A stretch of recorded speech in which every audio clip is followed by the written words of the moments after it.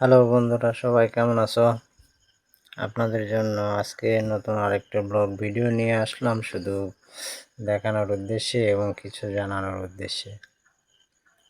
আপনারা জানেন হয়তো আমি কৃষির বিভিন্ন রকম ফসল নিয়ে ভিডিও করি এবং আপনাদের মাঝে তুলে ধরি যে কৃষকেরা কি করে তারা ফসল ফলায় এবং কোন পদ্ধতি ব্যবহার করলে তাদের ফসল ভালো ফলে। এই সমস্ত নিয়ে আপনাদের মাঝে ভিডিও করি বা ব্লগ বানাই, যাতে আপনাদের কিছু উপকারে আসতে পারি এবং কিছু নতুন শিখাইতে পারি। আজ সম্পূর্ণ একটা ভিডিও আকারে আপনাদের মাঝে তুলে ধরলাম এবং লং ভিডিও আকারে তুলে ধরতেছি। এই যে আমার সামনে আপনারা দেখতেছেন একটা পটলের ক্ষেত। এখানে কৃষক কি পদ্ধতিতে ফলন বৃদ্ধি করে সেটাই আপনাদের বলার চেষ্টা করব আজকে। আপনারা হয়তো জানেন যে পটল একটা বানা জাতীয় ফসল। তাকে মাচার উপরে রাখতে হয়, কারণ মাটিতে পটল হয় না, বিশেষ করে পচে যায়, বিভিন্ন রোগ ব্যাধি হয়। এই কারণেই মাটিতে হয় না, মাচাতে পটল করতে হয়। বিশেষ করে এখানে তার ফলন বৃদ্ধির জন্য একটা কাজ করা যায় বা করে কৃষকেরা প্রত্যেকদিন সকালবেলায়। যে আমার হাতে দেখতেছেন একটা পুরুষ ফুল, এই ফুলটা দিয়ে তারা স্ত্রী ফুলকে পরাগায়ন করে প্রত্যেক দিন সকালবেলা। যে সমস্ত, এটা হচ্ছে স্ত্রী ফুল, দেখেন এই ফুলটাতে পরাগায়ন কিভাবে করে আমি আপনাদের দেখে দিচ্ছি।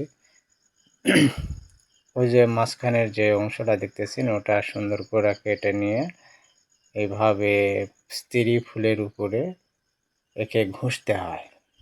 ঘষার পরে যে পরাগায়নটা হয়, এই ফলটা কখনো নষ্ট হয় না।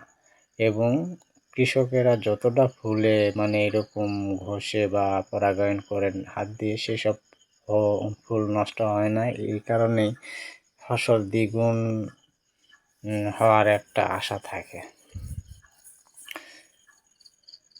আমাদের এখানে প্রত্যেকটা কৃষকেরা এই পদ্ধতি অবলম্বন করে তারা এখন মোটামুটি অনেক ভালো সফলতা পাচ্ছে এবং ভালো সফলতা হচ্ছে। এমনি পটল যেহেতু স্বপরাগায়ন একটা ক্ষেত বা স্বপরাগায়ন একটা তারপরেও তারা এই ভিন্ন মানে একটু পদ্ধতি অবলম্বন করে তারা এই ফলন বৃদ্ধির জন্য এই পদ্ধতিটা অবলম্বন করতেছে এবং এই পদ্ধতিটা খুবই কার্যকর। কারণ এখানে একটা কৃষক যদি এটা না করে, তার ক্ষেতের তুলনায় অন্য কোনো একটা ক্ষেতে দ্বিগুণ ফসল হয়। এই কারণে এখন মূলত প্রায় সবাই এই ইয়েটা করতেছে, প্রচুর পরিমাণে ফলন হচ্ছে। এখানে যে দেখেন এই শুধু এইরকম করেই পরাগায়নটা করে। এরকম পরাগায়ন করলে এই মানে ফল বা ফুলটা কখনো নষ্ট হবে না। এটাতে 100 কাজ করে।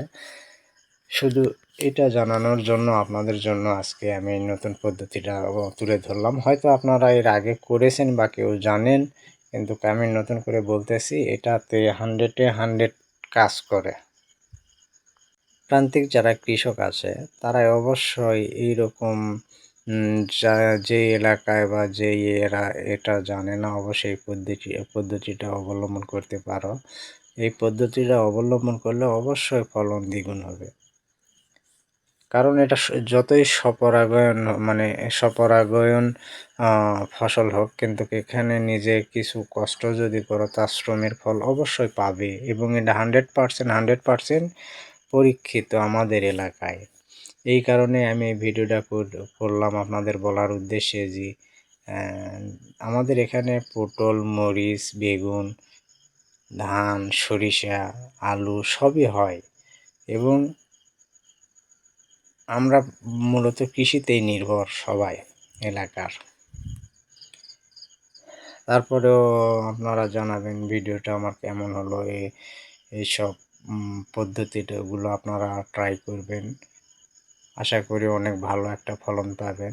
এরকম পুরুষ ফুল মানে মেয়ে ফুলের উপরে যে পরাগনটা হয় এটা নিজে হাতে করবেন, দেখেন আপনার ক্ষেতে এমনিতেই ফসল বৃদ্ধি হবে। আর জানি না আমার ভিডিওটা কেমন হলো, যদি ভিডিওটা ভালো হয় অবশ্যই লাইক কমেন্ট শেয়ার করে দিবেন, বেশি বেশি করে শেয়ার করে আপনার বন্ধুদের দেখার সুযোগ করে দিবেন অবশ্যই। আর আমার ভালোবাসার বন্ধুরা যারা আছেন আমার চ্যানেলটা সাবস্ক্রাইব করে নেবেন। আশা করি এরকম আপনাদের ভালোবাসার খাতিরে এরকম নানান রকম ভিন্ন ভিন্ন ফসলের নতুন নতুন আপডেট দিতে থাকবো এবং ভিডিও করব, যদি আপনারা ভালোবাসা দেন। আর ভিডিওটা কেমন হলো অবশ্যই জানাবেন। খুদা হাফেজ, ভালো থাকেন।